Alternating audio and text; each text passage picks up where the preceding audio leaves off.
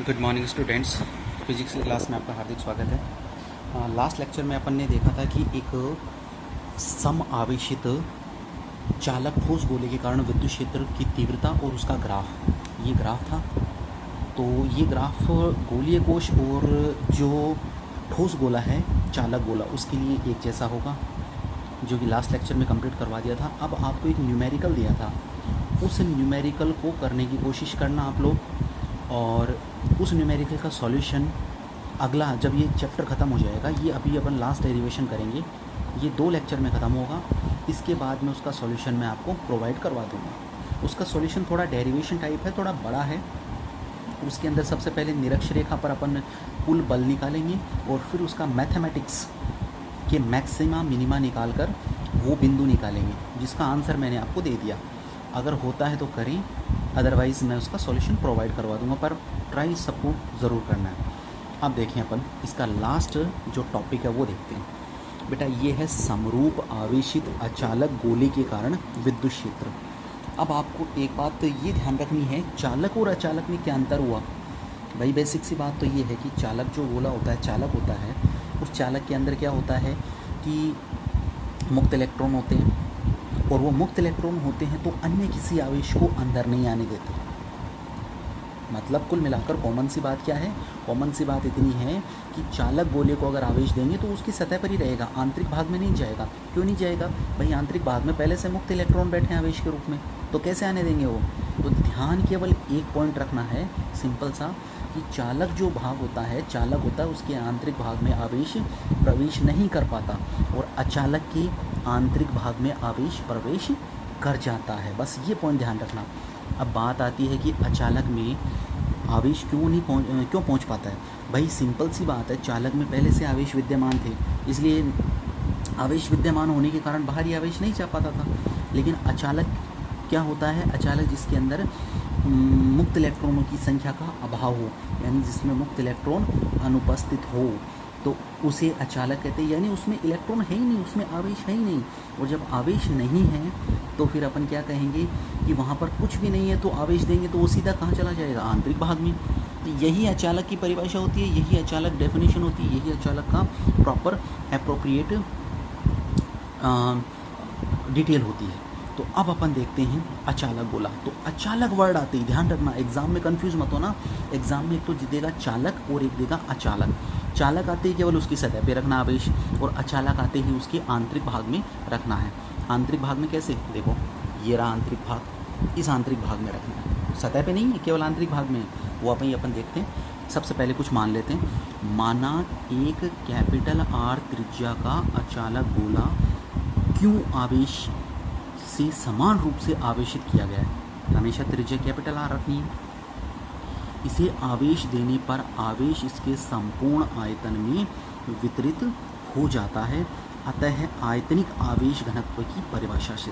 देखो ये जो पॉइंट है ना, ये वाला, ये इसे आवेश देने पर आवेश इसके संपूर्ण आयतन में वितरित हो जाता है। मैं बार बार इसी पॉइंट पे जोर दे रहा हूँ कि चालक पदार्थ की सतह पे आवेश रहता है आवेश देने पर, और अचालक पदार्थ को आवेश देने पर उसके आंतरिक भाग में संचित हो जाता है। ये मैं बार बार जोर इसलिए दे रहा हूँ क्योंकि बच्चे बीएससी बीटेक तक पहुँच जाते हैं, लेकिन उनको ये चीज़ पता नहीं होती है। और एग्ज़ाम में सबसे बड़ी गलती यही होती है, बड़े क्वेश्चन में आता है निबंधात्मक में, और उसमें एक सिंपल सा ये वर्ड होता है, चालक गोले के लिए डेरिवेशन करें या अचालक के लिए करें, केवल ए वर्ड का ही तो फ़र्क है। तो बच्चे वहाँ कन्फ्यूज हो जाते हैं। इसलिए मैं बार बार ये इस बात पे पॉइंट पे जोर दे रहा हूँ, दिमाग में अच्छी तरह बैठा लेना। अभी बैठा लिया तो पूरे साल भर वैसे ही नौबत नहीं आएगी। और चूंकि ये सेशन वैसे भी छोटा हो गया, ये सत्र काफ़ी छोटा हो गया है, तो आपको मेहनत करने की भी काफ़ी ज़्यादा ज़रूरत पड़ेगी। तो ध्यान दें, संपूर्ण आयतन में वितरित हो जाता है। कैसे वितरित होता है ये देखो, यहाँ पे देखो ये गोला है, ये देखो ये गोला है। इस गोले के जैसे मैंने आवेश दिया तो ये इसके आंतरिक भाग में संचित होगा, न कि इसके बाहरी भाग पर संचित होगा, क्योंकि इसके आंतरिक भाग में मुक्त इलेक्ट्रॉनों का अभाव था। इलेक्ट्रॉन क्या होते हैं, आवेशी होते हैं। इस कारण से अभाव होने के कारण ये सीधा इसी के अंदर ही संचित हो जाते हैं। अब देखो मैंने क्या कहा था, आंतरिक आयतनिक आवेश घनत्व की परिभाषा से। अब कई बच्चों का ये सवाल होगा, सर इसमें आयतनिक कैसे आया है जबकि चालक गोले में क्यों नहीं आया? अरे बेवकूफ़ हो, जो चालक गोला होता है उसकी सतह पे संचित होता है, इसका मतलब केवल क्षेत्रफल के लिए, और इसके आंतरिक भाग में संचित हो रहा है, इसका मतलब क्या हुआ?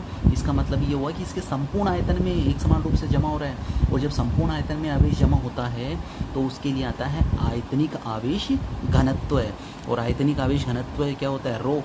भाई रेखीय आवेश घनत्व को लैम्डा से, पृष्ठीय आवेश घनत्व को सिग्मा से, और जो आयतनिक आवेश घनत्व होता है उसको रो से डिनोट करते हैं। तो रो बराबर क्या होता है? क्यू बटा आयतन। अब आयतन किसका निकालना है? गोले का। और आप जानते हो गोले के लिए आयतन कितना होता है? 4/3 पाई आर क्यू। कैपिटल आर इसकी त्रिज्या है, मैंने मान रखा क्यू, रो बराबर क्यू बटा 4/3 पाई कैपिटल आर क्यू। अब हमेशा अपन क्या काम करते हैं? क्यू का मान निकालते हैं हमेशा क्यू का मान। तो यहाँ से वज्र गुणा किया तो क्यू बराबर कितना आया? रो गुणा 4/3 पाई आर क्यू। इसको मैंने समीकरण नंबर 1 दे दिया। ठीक है, इतना काम हो गया। अब हमेशा की तरह अपन क्या करेंगे? इसके लिए स्थिति तलाश करेंगे। कितनी स्थितियाँ आती हैं? भाई इसके लिए 4 स्थितियाँ आती हैं, परफेक्ट रूप से 4 आती हैं। गोले के बाहर, गोले की सतह पे, गोले के आंतरिक भाग में, और गोले के केंद्र पर। थोड़ा इम्पोर्टेंट डेरिवेशन है और थोड़ा टिपिकल भी है, इसलिए मैं इसको 2 लेक्चर में डिवाइड करूँगा। पहला तो अपन गोले के बाहर और गोले की सतह पे करेंगे, और दूसरे लेक्चर में अपन करेंगे गोले के आंतरिक भाग तथा गोले के केंद्र पर और उसका ग्राफ। ठीक है, तो अब अपन पहली स्थिति लेते हैं। अच्छा, अचालक गोले के कारण निम्नलिखित 4 स्थितियों के लिए विद्युत क्षेत्र उत्पन्न होता है। वो 4 स्थिति कौन सी है? पहली स्थिति है गोले के बाहर विद्युत क्षेत्र। बाहर निकालना है अपन को। तो देखो, माना गोले के केंद्र से स्मॉल आर दूरी पर बिंदु P स्थित है। तो देखो ये रहा गोला। अब ये गोला था जिसके अंदर आवेश क्या था? प्लस क्यू संचित था। इसकी त्रिज्या कैपिटल आर थी। अब गोले के बाहर अपन को बिंदु P यहाँ देखना है। इस बिंदु P के लिए अपन को विद्युत क्षेत्र की तीव्रता ज्ञात करनी है, जो केंद्र से कितनी दूरी पर है? स्मॉल आर दूरी पर है। ध्यान रखें इस बात को कि ये बिंदु इस P बिंदु से O बिंदु से ये स्मॉल आर दूरी पर है। अब यहाँ पर विद्युत क्षेत्र की तीव्रता ज्ञात करनी है, और तीव्रता किससे ज्ञात करें? किसके अनुप्रयोग चल रहे हैं? ये अनुप्रयोग चल रहे हैं अपने गाउस के नियम के या गाउसीय प्रमेय के। तो गाउसीय प्रमेय के अनुप्रयोग के लिए अपन को गाउसीय प्रमेय लगानी पड़ेगी, और आपको पता है गाउसीय प्रमेय कब लगती है? जब अपन को बंद पृष्ठ की प्राप्ति हो जाती है। तो इस बिंदु के लिए बंद पृष्ठ कौन सा होगा? गोलाकार ही मिलेगा। तो इस बिंदु के सापेक्ष मैंने डॉटेड के रूप में ये इस तरह से डॉट बनाकर एक गोला बना दिया। ठीक है, ये बंद पृष्ठ बन गया। अब इस गोले जो बंद पृष्ठ बना है गोलाकार, उसकी त्रिज्या कितनी आई? उसकी त्रिज्या आई स्मॉल आर। ठीक है, यहाँ पर मैंने एक छोटा सा अल्पांश मानना है ds, जिसकी दिशा की तरह होती है लंबवत बाहर की ओर, तो लंबवत बाहर की ओर। और इस बिंदु पर विद्युत क्षेत्र की दिशा भाई पॉजिटिव है। पॉजिटिव हमेशा बल रेखाओं को बाहर निकालता है। बाहर निकालने का मतलब इस दिशा में, तो कहने का मतलब है ए भी उसी दिशा में है जिस दिशा में ds है। ठीक है, तो दोनों के बीच कौन सा कितना कोण हो गया? भाई E और ds दोनों एक ही दिशा में यानी एक दूसरे के समांतर हैं। और समांतर के लिए कितने का कोण आता है?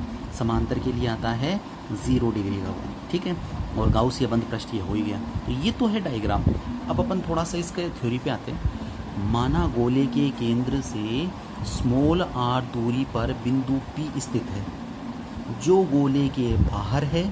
इस बिंदु पर विद्युत क्षेत्र की तीव्रता ज्ञात करनी है। इस बिंदु के सापेक्ष गाउसीय बंद पृष्ठ एक गोले के रूप में प्राप्त होता है, और जिसकी त्रिज्या स्मॉल r है। अतः गाउसीय प्रमेय से बिल्कुल वो की वो बात जो मैंने बताई थी, गोला है, इसके बाहर बिंदु P है, इसके साथ दूरी r है, इसकी गाउसीय बंद पृष्ठ गोलाकार मिलेगी, ds बाहर की तरफ और E भी बाहर की तरफ, और P बिंदु ये रहा। तो ये बात तो भाई अपन ने कर दी है।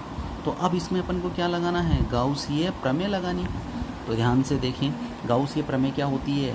किसी बंद पृष्ठ का फलक्स, बंद पृष्ठ से गुजरने वाला फलक्स Q/ε0 के बराबर होता है, यानी उस पृष्ठ में उपस्थित आवेश तथा ε0 के अनुपात के बराबर होता है। तो बंद पृष्ठ का समाकलन E.ds बराबर Q/ε0। अब अपना अगला काम क्या होता है, क्यू का मान रखेंगे, कहाँ से रखेंगे, समीकरण 1 से रखेंगे। तो समीकरण 1 से क्यू का मान क्या था, रो गुणा 4/3 पाई आर क्यूब, ये उठाकर यहाँ रखेंगे क्यू की जगह। तो देखें समीकरण 1 से बंद पृष्ठ ई डॉट डी एस बराबर रो गुणा 4/3 पाई कैपिटल आर क्यू बटा एप्सिलॉन 0। ठीक है, अब अपन इसको हल करेंगे ई डॉट डी एस को। इसको हल करते ही ई का मान निकल जाएगा। क्लियर है इतना, ई का मान निकल जाएगा और वही ई का मान अपन को निकालना है। तो कैसे निकालें, पहले डॉट को हल करेंगे। देखो कैसे हल करते हैं, ये देखो भाई ए डॉट बी अपन जानते हैं क्या होता है, ए बी कॉस थीटा। तो ई डॉट डी एस को मैंने क्या लिखा, E D S cos theta बराबर रो गुणा 4/3 पाई आर क्यूब बटा एप्सिलॉन 0। अब मैंने आपको पहले ही बता दिया कि ई और डी एस के बीच में कोण कितना है, 0 डिग्री। भाई कॉस थीटा, थीटा क्या है यहाँ पे, ई और डी एस के मध्य कोण। भाई इस सूत्र में देखो ए डॉट बी बराबर ए बी कॉस थीटा है। थीटा क्या है, ए और बी के बीच का कोण। तो अपन को ई और डी एस के बीच का कोण देखना है। तो फिर से एक बार रिपीट कर रहा हूँ, ध्यान दो इधर, ई और डी एस दोनों एक ही दिशा में हैं और एक ही दिशा में होने के कारण दोनों के बीच में कोण कितना होगा, 0 डिग्री, बता चुका मैं। तो देखें यहाँ से आगे E D S cos theta बराबर ये हो ही गया। तो ई पैरेलल है डी एस के, यानी ई और डी एस दोनों एक दूसरे के कैसे हैं, समांतर है। समांतर है तो थीटा बराबर कितना हो गया, 0 डिग्री हो गया। तो ई डी एस कॉस 0 बराबर रो गुणा 4/3 पाई कैपिटल आर क्यूब बटा एप्सिलॉन 0। अब चूंकि कॉस 0 का मान कितना होता है, 1 स्टैंडर्ड है, याद रखने की चीज़ है ये। तो कॉस 0 का मान 1 हो गया। तो यहाँ से क्या है, बंद पृष्ठ ई डी एस इंटू 1 बराबर rho into 4/3 pi are cube बटा एप्सिलॉन 0, इतना। अब देखो इसमें ई कांस्टेंट है तो मैंने बाहर कर दिया, बाहर लिख दिया। तो ई को बाहर लिख दिया, अंदर क्या है, डी एस बराबर रो गुणा 4/3 पाई आर क्यूब बटा एप्सिलॉन 0। अब अपन को कहीं से डी एस का मान मिल जाए तो अपन सॉल्यूशन आ जाएगा। देखो ये अपन ने एक अल्पांश माना था डी एस, अगर ऐसे ही अल्पांश में इनका समाकलन करूं तो ये पूरा के पूरे गोले का ऊपर का क्षेत्रफल मिलेगा। यानी कुल मिलाकर इतना कहना है कि गोले का पृष्ठ का क्षेत्रफल ही इसका बंद पृष्ठ का समाकलन होगा। भाई डी एस का समाकलन करना है, यानी डी एस के बहुत सारे टुकड़ों को जोड़ना है। एक डी एस यहाँ है, एक डी एस यहाँ है, एक डी एस यहाँ है, एक डी एस यहाँ, एक डी एस यहाँ, मतलब बढ़ते बढ़ते डी एस पूरे के पूरी पृष्ठ पे मिलेंगे।